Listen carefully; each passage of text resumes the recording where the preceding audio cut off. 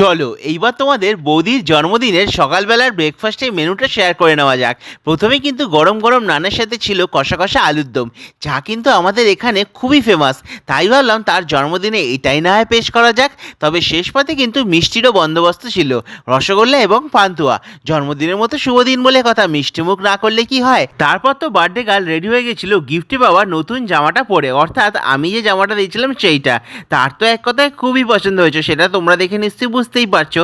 তবে তোমাদের কেমন লাগলো সেটা কিন্তু কমেন্টে জানাতে ভুল করো না। তবে হ্যাঁ, তোমাদের বৌদির জন্মদিন উপলক্ষে আমরা কিন্তু কোনো স্পেশাল লাঞ্চের ব্যবস্থা রাখিনি, কারণ স্পেশাল লাঞ্চটা হতে চলেছে আমার শ্বশুরবাড়িতে।